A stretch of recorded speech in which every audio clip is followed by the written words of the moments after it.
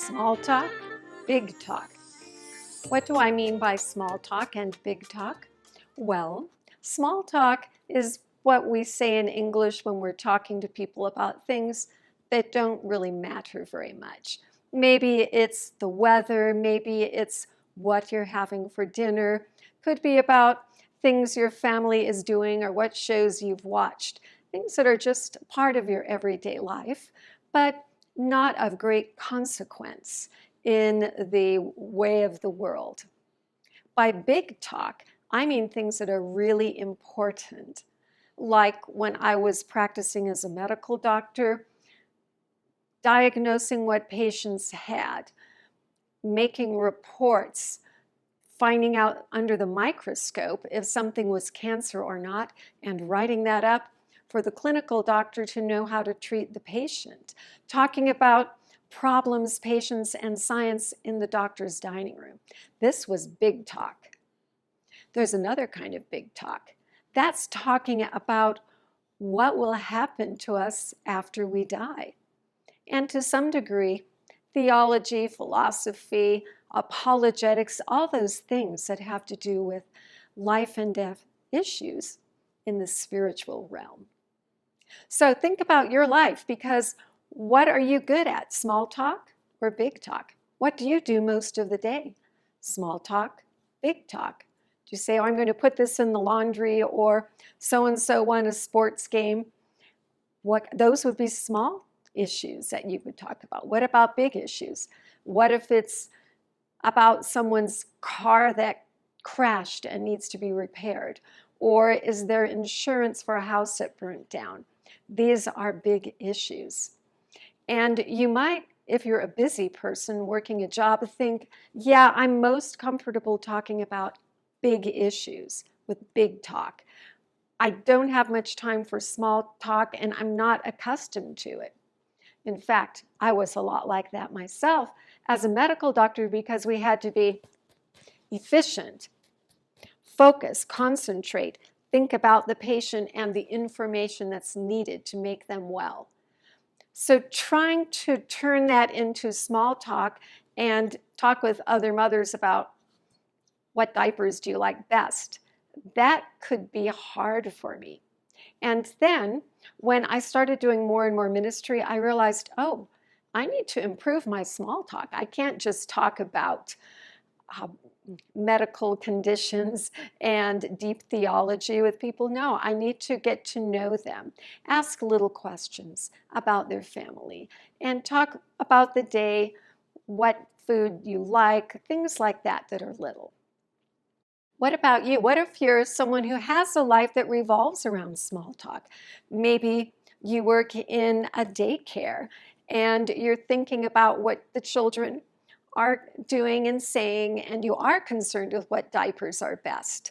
Well, maybe for you that's big talk. But if you're not used to talking about what happens to someone when they die, what is the way of salvation, how can we prove the Bible is reliable, those big subjects, I'm encouraging you to change your thinking a little bit so you can do more big thinking and more big talk.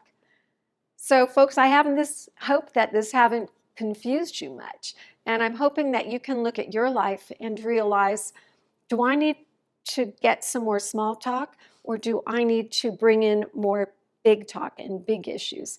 And when I meet people and talk to people, whether they're strangers on outreach or people I work with every day, how can I use small talk in a way that will help me get to the biggest talk of all, which is their eternal destiny and the way of salvation? One of the things I like to do with questions we get from Muslims is give a short answer, especially a short answer that's to the point.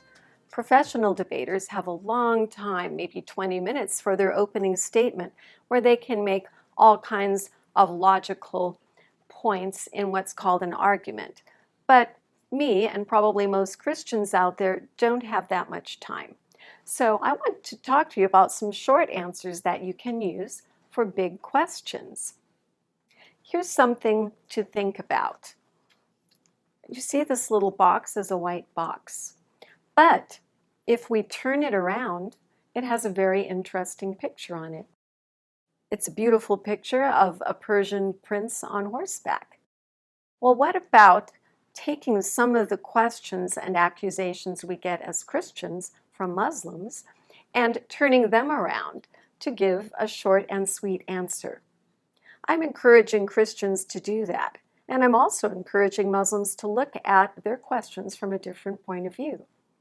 One of the things that we commonly will hear said is, "Oh, why do you think God would become a man? That's just too degrading."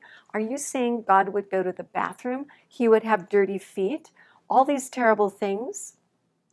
Well, friends, when we hear that, I like to just turn it around. They're saying, "Ah, that's not good." I turn it around and say, "Wow, isn't it wonderful that God loved us that much to become a human and put up with all the terrible things that we put up with as well?" Another question, actually sort of an accusation that Christians get is, "Your New Testament, it wasn't written by Jesus. The real one was written by Jesus and it has disappeared. This is stuff people wrote hundreds of years later."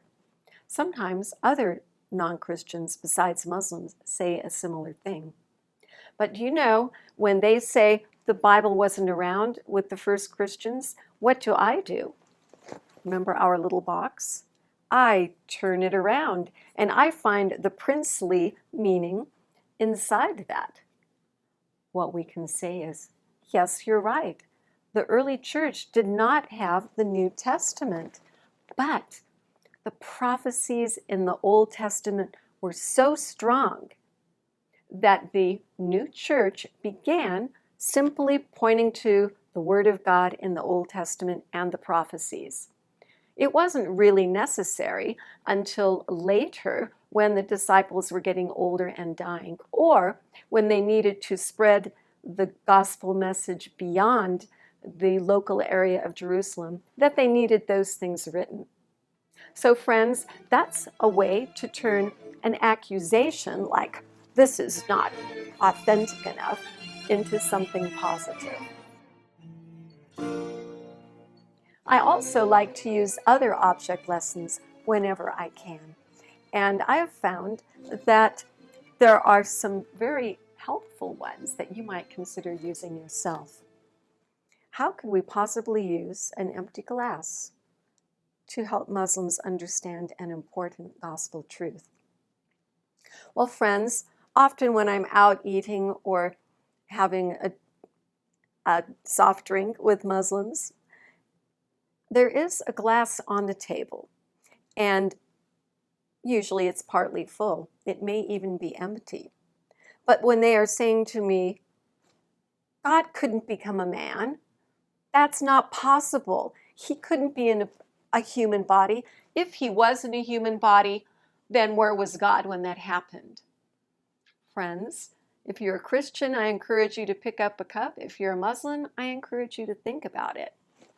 Where is the air in this room? Is there air in this empty glass? Yes. Is there air all around me? Is there air around you where you are sitting? Yes. So friends, if air can be inside something as well as outside of it, how can we say that God could not be inside a human body as well as outside of it? Are you telling me that air is more powerful than God? So that brings up a question. Are you saying that God could not become a man or enter human flesh? Or are you saying God would not? If you are saying God could not, you are saying God is not as powerful as air, which can be inside and outside of a cup or glass at the same time. If you say God would not, this is where I need to tweak your thinking a bit. You would need to look with us at other videos where we discuss the prophecies and the blood sacrifice and how God said that one day, mighty God, everlasting Father, Prince of Peace, would come to earth as a baby. Thank you for that prophecy, Lord, in Isaiah 9. Now, what when Muslims say, no, God can't have three aspects. There is one God, Tawheed. Okay, we agree there is one God, and we agree with Muslims on that. But they like to get off into saying, no, no, no, because you say God can be in human flesh and there is a spirit of God. La, halas, that's it, we don't agree. But friends, think practically. What everyday things have three aspects? St. Patrick used the shamrock. It was a leaf with three lobes. It's one leaf, but it has three lobes. What about something common in the Arab Muslim world? What object might I have here to help us? Look, what's this? It's a pyramid. No, it's an obelisk, but it's kind of like a pyramid. And is it just a flat, one-sided thing? In mathematics, we would call it a plane, a two-dimensional plane. Is it just this? Are those hieroglyphs the only thing we can know about from this pyramid? No. This obelisk, it has four sides, and it has a top. Even if we take the base off, in order to have this one item, we have this many sides.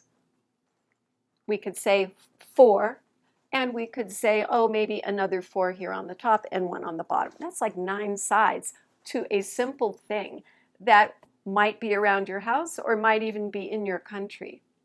Friends, how can you tell me that the God who created the universe, and he is multidimensional, more than we could think, beyond our thinking, how can you say that he can only have one aspect? I disagree.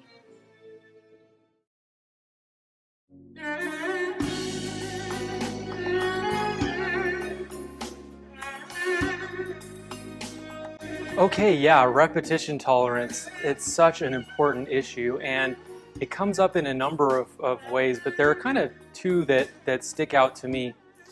One of which is, the thing that gets me most interested in apologetics and deeply studying the Bible is some of these new, inspiring ideas.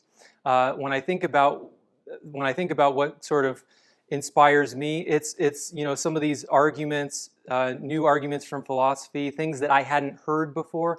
So, for example, if we're talking about the Kalam cosmological argument, and some of the ideas about how infinities may or may not be real in reality, this can be really like mind-blowing and really amazing.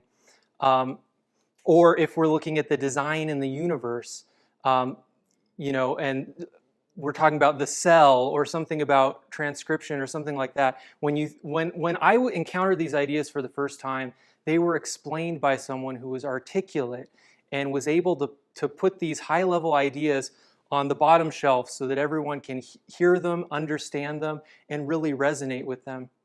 And so when I find myself thinking about these things after I've thought about them many, many times and know them backwards and forward, and then I talk to someone new about them, I can find myself cutting corners and not completely fleshing out the idea and giving it the time and presenting it in the way that it deserves, that will inspire the person who I'm talking to. So this is something that I struggle with a lot when I'm presenting some idea to somebody, even if it's something that I've heard a million times. It could be completely new for them, and I want them to experience the same excitement that I did the first time I heard these ideas. So when we learn these things, we need to try to be good teachers and meet people where they're at and make it clear to them. So that's one really, really important thing where we need to have good repetition tolerance. Another place where we really need good repetition tolerance is when we're talking with skeptics and atheists. This is so difficult because they bring up the same arguments over and over and over again. But many of the times that they're doing this is either the first time that they've said it and they think they're very, very clever, or they're repeating something that they heard someone say, but it was the first time they had heard it. So to them it's still kind of a new thing, but to those of us who are dealing with this on a daily basis, it's like, oh my gosh, another argument about this or that, or this meme came up again and again. And so for those of us doing the apologetics, a lot of times it's just another day. And so we need to be able to we need to have a good repetition tolerance when we're talking to these people, and not just shrug it off. We need to try to treat it well. What I will say, this is a very good advice, especially if you're doing this in the online space. I have a lot of saved replies, because if you run into the exact same meme argument, you can copy and paste, and it will be, it'll be fresh to them. It's sort of like the well thought out long version. But if you get into this attitude of just giving a quick reply and okay, I'm just going to try to refute this with 2 sentences, the person who you're talking to has never heard the reply before. They really deserve the time to hear the best version of the argument. So in all of these cases, I think repetition tolerance is a really important thing for apologetics, and it's something that is not talked about enough.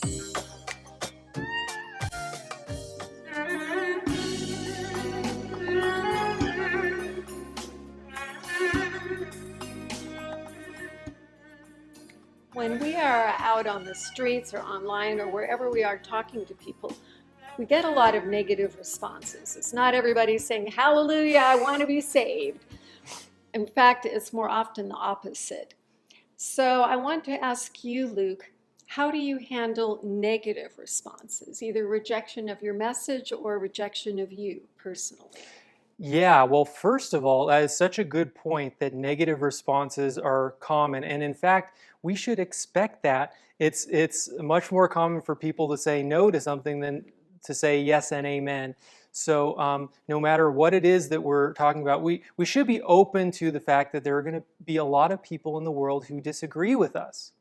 Now, exactly what that disagreement looks like might be different depending on the topic, what that person thinks about it, and then their personality and how they feel about certain issues. So sometimes the negative responses that we get are very respectful. Now that might be very rare that they're very respectful. So for example, that would be something like, yeah, I disagree with you, but you guys are doing a good job, and there's a lot to agree with, and I agree with almost everything you say. Sometimes that happens. But most of the time it's like, you're wrong and here's why. And even then, there can be a big difference between someone who's just saying you're wrong and someone who's almost threatening or hateful or vitriolic. And nowadays they might even say toxic. So there is kind of a spectrum of negative responses, and how we respond to people kind of depends on where they are on that spectrum. What if you feel like you're being very logical, but someone accuses you of being illogical? I get that not infrequently as a response to maybe some of our videos where I feel, okay, we're using classical Greek logic here, but often that isn't the way, for example, Muslims think, and it doesn't get through, and then they call us illogical. How do you handle that? Well, depending on the words they use, I think that is a very reasonable response. Maybe they genuinely believe that we're not being logical in something, or that maybe we have a disagreement about what the facts are, and so we've got a different interpretation of the facts. So there are a lot of reasons why they might genuinely think that we are illogical. So just because someone says something like that, it's not a reason to be angry or hateful in response. That's a very legitimate concern. And I would just start by asking a question, well, why is it that you think that? Especially if you're face-to-face with someone, it's always very good to just ask them, why do you think this? Perhaps if you're online, they've already typed out a big dissertation on why you're wrong, and then you might respond differently. But I would say in general, any sincere criticism like that, we should respond sincerely to as well, and just keep it very calm. generally we want to be calmer than the person that we're responding to. We don't want to escalate situations. We want to bring the temperature down. Now, sometimes if someone is very, hostile, we may not respond to that level, but, so it can be very tricky how to deal with some of these situations. And especially when they're yelling and not giving you a chance to say anything. And I have a low voice, a small voice. So my experience with people in real life is that in real life, talking to people face to face, they tend to be much more reasonable, respectful, kind to talk to. It is very rare for someone to be in your face, confrontational, in a really over the top way. That certainly does happen. If you're out there, you'll run into it, but it's the very, very small minority. Most people, even if they completely disagree with everything you say, will give you the respect, will give you the time of day to say, hey, let's talk about this, let's try to sort this out. So now online, people have anonymity that changes the whole equation. They feel like they can just throw you to the wind, like you're nothing to them. And so, yeah, that is an unfortunate thing. And all that we can do in those situations, look, honestly, as ambassadors of Christ, sometimes we have to take a beating. That frequently happens. If you go into apologetics expecting that you're going to be out there just spreading logic and being appreciated for the good things that you do, you are delusional. That is never going to happen. You will always meet resistance. You will always have people saying bad things. Now, just don't make the bad things they say true. So that's probably the best advice that I could give on that. What if they attack you personally? We call that ad hominem, you as a person. What when they call you some of the worst things you can call someone nowadays, like intolerant or prejudiced or hater, really hot words. How do we respond to that, or what do you say? So the line between being called hateful and prejudiced, I'm not sure that I would say that those are necessarily ad hominems. They could be, maybe in some contexts, but maybe they really think that way. Maybe they really think you're hateful. Well, come up with another insult. Yeah. What if there's something you think is an insult? They could they certainly could insult you because of your appearance. They could insult you because of the way that you talk, the way that you look. Those are ad hominem attacks. Extreme, like real true ad hominems, it kind of depends on the circumstance, but one of the options that you always need to have in your toolkit is to just stop talking and walk away. That's not necessarily a bad thing. In a lot of cases, that's the best you can do, rather than turn it into a big blow up. Hopefully it's clear to everyone else who's seeing what's going on how that other person is really going over the line. And so that should always be the fallback. Now, another thing that I think can be good in these situations is just to try to find a way to reasonably highlight how bad they are being to you. Just bring it to the attention of everyone in a way that is not too confrontational. You're not necessarily trying to criticize them directly, but you are trying to say, hey, look, this is not a nice way to treat me. Or like, I'm glad to talk to you, but I'm not going to keep talking to you if you do this. So you're bringing attention to that issue without trying to escalate the situation. If someone says something and you respond to it, and then they say the same thing again, I don't think you should just keep responding with the same thing. Depending on the situation, you may decide to try to change it up. It is a little tricky, but yeah, you don't want to be in this yes you are, no I'm not. And also there is sort of a thing that goes on here. When someone is really, really not interested in having a conversation, like to me that sounds like someone who is not interested in learning, they're not interested in anything like that. Depending on the situation, you may find that it's just best to end that conversation. No good will come from it. But a lot of times you want to maybe just be nice on the way out, give them a little something to think about. Don't blast them and leave. That's not what I'm saying at all. But the value in those conversations, there's a big question about how valuable that is. Sometimes it can still be valuable if you're in a group or there are people around and they really want to see how you interact with the situation. Just keep it calm. Just shrug off. As a Christian, you have to shrug off a lot of insults. Jesus said that they're going to hate you because they hated me before you. Sometimes we really live through that. So I would say, in general, that's some advice. There are so many things that you could say on this topic, and I'm really just scratching the surface. And each situation is different, so it's very, very difficult. You have to be weighing in your mind. Am I trying to win the argument in this case?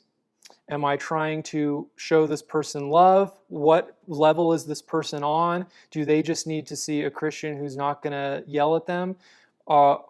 Sometimes in a public setting, you might want to win the argument, but you also need to think about the person that you're talking to. So there are a lot of different factors to weigh. And I would definitely say people who are not interested in a genuine conversation, don't feel like you're obligated to keep on pounding them about it. Would you say that applies to this? And this will be my final question on this. Is one of the tauntings that I've had, say in Hyde Park, London, other places, is where I'm explaining something and they ask a question and I give a good answer. And then they say, what? You didn't answer the question, but we did answer the question. They just don't like the answer, or they want a different answer, or they're just taunting. Is there an approach that you have to people who keep saying, you didn't answer the question, you didn't answer it, when you did? Yeah, so actually the context on this really matters a lot. And I've seen, for example, in actual debates where they're sitting down, in those sorts of settings, when someone says this or that, I've seen really good and experienced debaters say, okay, they didn't answer this, they didn't answer this. It is good to bring up what things you think people didn't answer, and then it's also good to say, they brought up this and I answered with this. So a very organized debater in that context might do that, and I think it can be very effective. It's also very different when you're in person versus online. If someone says in person that I didn't answer something, I would be much more inclined to repeat what I said, because here we're people talking in front of each other. We don't have a written record or recorded record of everything that was said. A lot of times it's easy for people to not hear something or not understand it. So in those sort of situations, I would be glad to say, no, actually I did answer that, and this was my response, and just keep it calm and logical. In situations where it's online and they're saying things like, you didn't answer this or you didn't answer that, they can be, it's like, well, no, it's right there. I just said it. In those sorts of situations, I tend not to have all of my, see, the problem that I find is that I don't want my written responses to be, yes, I said this, yes, the whole thing, it gets very boring. So I want to write out, have a very structured, hey, this is the purpose of this post, this is the point that I'm trying to make, and have it very pointed to one thing. You don't want to have a post where it says, yes, I answered this, and yes, I answered that. Sometimes you have to compromise and do that because it's a really important point, but a lot of times it is okay to just say, okay, I'm focusing on, in my post, I'm going to focus on this. And yes, they said I didn't answer that other thing, but I'm just going to let that slide because I've got bigger fish to fry. I want to push forward this argument, and I want to focus on only the most important stuff. That's a good point also. It's actually verges into another topic, but keeping our focus and not getting distracted by insults, by making us repeat. We kind of need to keep the main thing, know where we're going with that conversation, and yet still be listening and trying to have the Holy Spirit direct us to what their need is as well. Absolutely.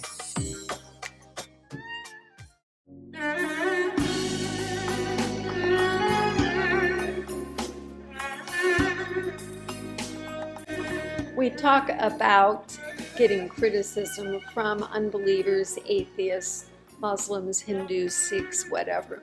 but a lot of times I find that I'm getting even more criticism from Christians. They don't like the way I'm doing something, or they think we should have said this way or that way, or we should use a different word. And frankly, I'm sad to say that a lot of Christians seem to think we're saved by theology, and if we don't agree with them on every little nitpicky bit of theology, then we are in trouble. And even if we don't want to discuss theology because we're sharing the gospel, we're in trouble. So maybe you have too, but I've been befriended by a wide spectrum of so-called Christians on the internet. And we get insults on our videos and other things online from people who call themselves Christians. I might call them Christian jerks. What do you think? Do you come across this too? Certainly. So I wouldn't immediately jump to questioning their beliefs, and I know that you're not saying that. But Christians, frankly, can behave in an unchristian way, just like everyone. In fact, being a good follower of Christ is very difficult. It's a hard path, and it's hard for all humans, even those of us who try to do that and show God's love. So, of course, we encounter this sort of thing. There are, different reasons for this. I do think a lot of times people use this as a way of putting themselves above you. They could say, "Oh, well, you didn't do this in the best way. My way is better." And frankly, everyone thinks that their way of doing things is the best, pretty much no matter what it is. Now, there's nothing inherently wrong with all of us liking the way that we do things. We should, of course, be open to considering other possibilities.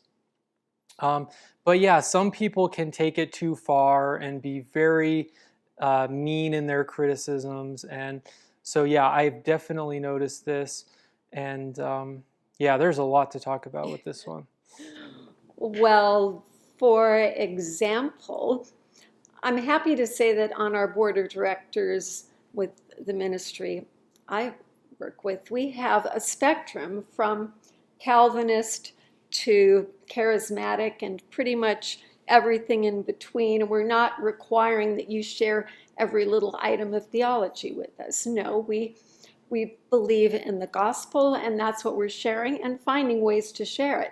Not saying we have to be 100% on each little minutia of theology. So that's one problem that we get into, is people demanding that we share their theology.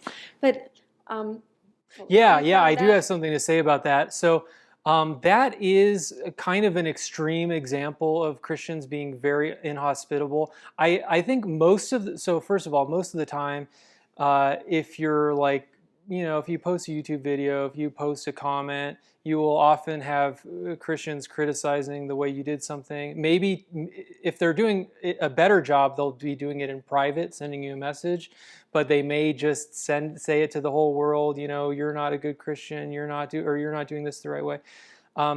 That's most of what you get, is sort of like minor criticisms, and sometimes those are totally fine. But maybe the attitude with which they do it is a little too much, or maybe not. But this specific type that you're talking about, where people are very, very critical, I've had this happen to me, where they will not even extend the hand of fellowship. They say, "You're not a Christian, you're not a believer because you don't agree with how I interpret Anselm or Aquinas or some very obscure point of theology." And to them, that has become the most important thing in the world. So people can get like this, and it's actually been some of the most negative interactions that I've had with people altogether. So yeah, it's sad can why happen. they would defriend us for that, or someone extreme on a certain theology said, "Oh, well, if you don't believe what I believe, then you're an idolater and you're going to hell." Have you seen that before too? It's like, what? Yeah. Their definitions are so narrow. I want to focus on only the most important stuff. That's a good point also.